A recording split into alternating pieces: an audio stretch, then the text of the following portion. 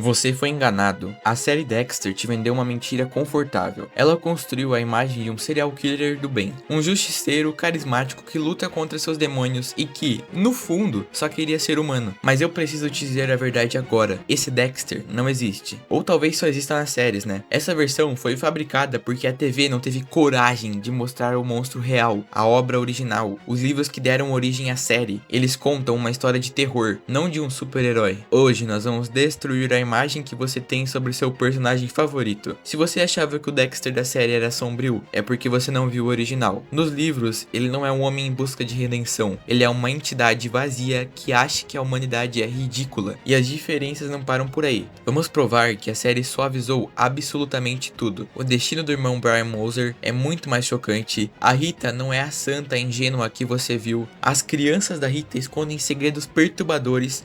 E no final do Sargento Douglas fez a versão TV parecer um desenho animado. Prepare o estômago, porque hoje vamos comparar do ponto a ponto de que te mostrar que, enquanto a série tentou te fazer amar o monstro, os livros foram escritos para te dar pesadelos com ele. Esqueça o querido Dexter, hoje você vai conhecer o Predador. Para entender por que a série é uma mentira, entre aspas, né, a gente precisa começar pelo cérebro do protagonista. Na televisão, os roteiristas transformaram o Dexter em uma espécie de Pinóquio sombrio, ou seja, ele é ali um menino de madeira que desesperadamente quer ser um menino de verdade. A gente vê-o sofrendo pela morte de inocentes, a gente vê ele testando genuinamente se conectar com a Rita, preocupado por ser um bom pai e questionando se ele tem alma. A série nos convenceu de que, lá no fundo, existe um ser humano preso dentro de um monstro. Ele mata, sim, mas ele mata com um peso nos ombros. Nos livros, Jeff Lindsay joga essa ideia no lixo. O Dexter literário não é um homem em busca de uma redenção e definitivamente não quer ser humano de verdade. Ele olha para a humanidade não com inveja, mas com desprezo. É como um cientista observando ratos no laboratório. Ele se considera uma espécie superior, ou, no mínimo, distinta. Ele descreve os rituais humanos como namorar, conversar sobre o tempo, sorrir em festas, como atos ridículos e cansativos, que ele é obrigado a performar apenas para não ser caçado. Não existe aquela angústia existencial de, será que eu sou mal? O Dexter do livro sabe que ele não tem alma. Ele dorme tranquilamente com isso. Ele é cínico, frio e muitas vezes engraçado de um jeito macabro. Enquanto o Dexter da TV abraça a Rita tentando sentir o calor humano, o Dexter do livro a abraça calculando quanto tempo ele precisa ficar ali parado para parecer convincente. Ele não sente solidão, ele sente tédio. A maior diferença é que, na TV, o Dexter usa a máscara para proteger as pessoas que ele ama. Nos livros, ele usa a máscara exclusivamente para garantir que ninguém interrompa a diversão dele. É a diferença entre um herói trágico e um psicopata tradicional puro. E é exatamente essa frieza absoluta que se torna uma leitura dos livros uma experiência muito mais solitária e aterrorizante do que assistir a série. Outra mentira que a televisão contou com maestria foi sobre a natureza da violência do Dexter. Na série, a sala de matança, no caso a Kill Run, ela tem uma estética quase clínica, cirúrgica também. Tudo é plastificado, limpo e organizado. O Dexter dá uma injeção, meio que um tranquilizante, né? Uma forma humana de derrubar a presa. Não tão humana, mas mesmo assim é humana. Ele prende a pessoa na mesa e, na maioria das vezes, entrega uma morte rápida com uma facada no peito. Antes de matar, ele confronta a vítima com as provas, como um juiz mesmo lendo a sentença. A série enquadra o ato como uma execução necessária, uma limpeza social. Você quase sente que ele está fazendo um favor ao mundo. Nos livros, essa limpeza vai pro ralo. O Jeff deixa claro que o Dexter não está ali para fazer justiça, ele está ali para se divertir. O termo que é usado frequentemente não é execução, é brincadeira. E a brincadeira do Dexter literário é muito mais visceral e perturbadora. Ele não tem pressa em acabar com o sofrimento da vítima. Pelo contrário, o livro descreve o prazer que ele sente ao ver o terror nos olhos da presa. A motivação não é livrar o mundo de uma pessoa mal, essa é apenas a desculpa racional, o código que permite que ele solte a fera. A motivação real é o prazer sádico do som, do cheiro e da sensação do domínio total sobre a outra vida. Enquanto na tela vemos um vigilante focado e estoico, nas páginas lemos e pensamos de um viciado em adrenalina que está, muitas vezes, excitado com processos de desmembramento. A violência está descrita de forma crua, focada na dor. Ele se alimenta do medo. É basicamente a diferença fundamental entre um cirurgião removendo um tumor ou de uma criança arrancando as asas de uma mosca lentamente. Na TV, ele é o cirurgião. No livro, ele é uma criança cruel com um sorriso no rosto.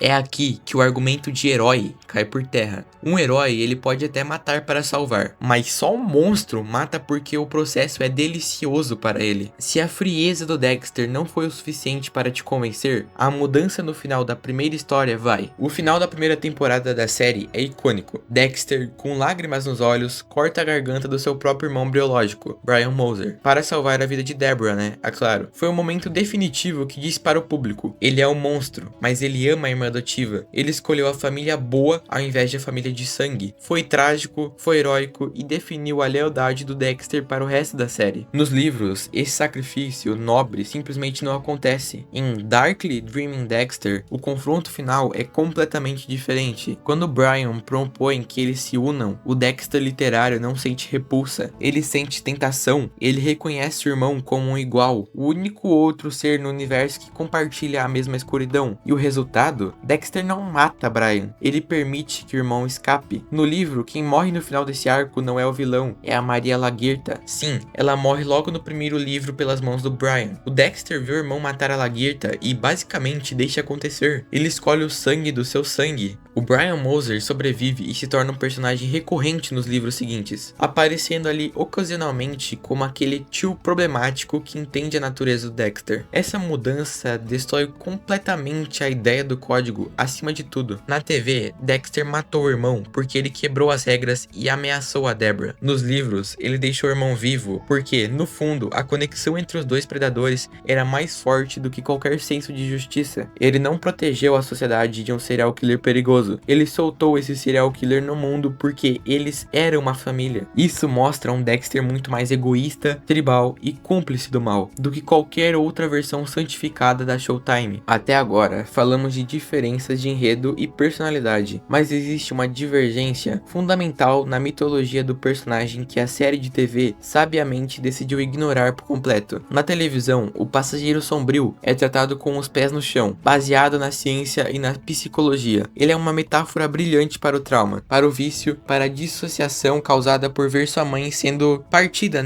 ali no container. É a voz do Harry, é a compulsão do Dexter, é algo que está dentro da cabeça dele, criado pelo cérebro dele. É assustador, sim, mas é humano e realista. Nos livros, especialmente a partir do terceiro volume, Dexter in the Dark, a história dá um cavalo de pau em direção ao sobrenatural, que deixaria qualquer roteirista da Showtime de cabelo em pé. O escritor decide que o passageiro sombrio não é apenas uma doença mental, é uma entidade real, uma força antiga, possivelmente demoníaca, ligada a uma divindade chamada Moloch, que existe desde o início dos tempos. No livro, o Dexter não tem um desejo de matar, ele é habitado por essa entidade. O passageiro é descrito como uma sombra independente que entra nele, assume o controle para se alimentar de sangue e depois recua. O Dexter literário conversa com essas coisas como se fosse um passageiro de Uber no banco de trás. Existem momentos na saga que o passageiro fica com medo de outras entidades mais fortes, ou simplesmente abandona o Dexter, deixando vazio, sem saber como agir. Essa mudança altera o gênero da história. Enquanto a série ali é um suspense policial, um homem lutando contra sua própria mente, os livros flertam com o terror sobrenatural, sugerindo que o Dexter é apenas um veículo de carne para um demônio antigo. A série cortou isso para manter o realismo, e sinceramente, foi a melhor decisão que eles tomaram, porque aceitar um serial killer é uma coisa, aceitar que ele é um avatar místico de um deus do sangue seria transformar Dexter em Supernatural, destruindo a credibilidade do drama humano que a gente tanto amava. Se a sobrevivência do Brian Moser já te chocou, o que vai acontecer com a família adotiva do Dexter nos livros vai revirar o seu estômago. Na série, a Rita Bennett foi construída como uma âncora moral do protagonista. Ela era a luz, a inocência, a prova de que Dexter poderia ter uma vida normal. A morte dela na quarta temporada foi devastadora justamente porque ela representava a pureza, e os filhos dela, Arthur e Cody, eram crianças normais, às vezes até irritante, mas vítimas de um pai abusivo, e o Dexter protegia elas como um leão. Nos livros, essa dinâmica familiar é um filme de terror completo. Primeiro, a Rita literária é muito menos iluminada e muito mais danificada. Ela é descrita muitas vezes como uma mulher tão quebrada psicologicamente que é incapaz de perceber o que o marido realmente é, servindo apenas como um disfarce conveniente para ele parecer mais humano. Mas a verdadeira bomba está nas crianças. Nos livros, Astor e Cold não são apenas vítimas traumatizadas, eles são sociopatas em formação. Ao longo da série literária, o Dexter persegue algo familiar nos enteados. Ele nota a falta de empatia, o olhar vazio, o interesse mórbido. Ele descobre que o trauma causado pelo pai biológico quebrou as crianças da mesma forma que ele foi quebrado. E qual é essa reação do papai Dexter? Ele não tenta curá-los, levá-los para a terapia ou protegê-los da escuridão. Ele faz o oposto. Ele decide virar o mentor deles. Se até agora a gente falou sobre a psicologia e a família do Dexter, precisamos falar sobre as consequências reais da violência desse universo. O destino do Sargento James Doakes é, sem dúvidas, o divisor de águas que prova que os livros não foram feitos para o grande público. Na série de TV, Doakes tem um fim digno de filme de ação. Ele descobriu o segredo de Dexter, foi preso numa cabana e acabou morrendo numa explosão gigantesca causada pela Lila. Foi rápido, foi limpo e, convenientemente, serviu para incriminá-lo como açougueiro de Bay Harbor, livrando a cara do Dexter. Ele morreu como um mártir, um policial durão que chegou perto demais. Nos livros, especificamente em Querido e Devoltado Dexter, o buraco é muito mais embaixo e infinitamente mais grotesco. Doakes não morre numa explosão. Ele é capturado por um psicopata chamado Dr. Danko, um ex-interrogador militar que desenvolveu uma técnica de tortura cirúrgica. Danko não matava suas vítimas. Ele basicamente, sim, tirava pedaços delas cirurgicamente, como tirou as mãos do Doakes, os pés e a língua, e deixou ele ali, né? Pra você saber o que vai acontecer com ele, se deixar ele assim, né? E deixou ele lá. Quando Dexter finalmente encontra o Doakes, ele não encontra um rival morto. Ele encontra um torso vivo, com muita dor, incapaz de falar ou se mover. Basicamente estava parecendo uma peça de carne. O Dexter dos livros olha para aquilo como um misto de fascínio mórbido e curiosidade técnica. Ele analisa a habilidade do Dr. Danko quase como uma inveja profissional, uma lembrança consistente e grotesca de que, no mundo de Jeff Slinday, a morte rápida é um luxo que poucos recebem. A série transformou uma história de tortura e terror corporal em um drama policial explosivo, poupando a audiência de ver o verdadeiro custo de cruzar o caminho desses monstros. Nos livros, o Dexter assume um papel de sensei para Astor e Cold. Ele ensina as crianças a controlar seus impulsos, a esconder as suas verdadeiras naturezas e, eventualmente, ensina os princípios do código de Harry. Algumas coisas ali, né? Existem algumas cenas perturbadoras onde ele dá lições de casa sobre como identificar predadores ou como se misturar na multidão. A série vendeu a ideia de que Dexter protegia a inocência das crianças. Os livros mostram como ele percebeu que a inocência das crianças já estava morta e decidiu treinar a próxima geração de assassinos dentro da sua própria sala de estar. É uma versão distorcida da paternidade onde a família unida é, na verdade, um clã de monstros aprendendo a caçar. Agora a bola está com você. Eu quero ver o circo pegar fogo aqui nos comentários. Você prefere essa versão heróica e mentirosa da TV, que te faz torcer pelo assassino, ou você acha que a série teria sido melhor se tivesse a coragem de adaptar um monstro sádico e sem alma dos livros? Será que o público teria estômago para isso? Bom, se você gostou desse vídeo aqui, eu peço que você deixe o like para fortalecer aqui que nós estamos começando, tá? Desculpa pela demora dos vídeos, é que tá realmente bem trabalhoso para fazer. Eu espero que você tenha gostado e comente aí o que você achou, né? Tô gostando muito aí da galera. Muito obrigado aí por vocês estarem comentando bastante, dando bastante like. Muito obrigado mesmo, é isso e até a próxima.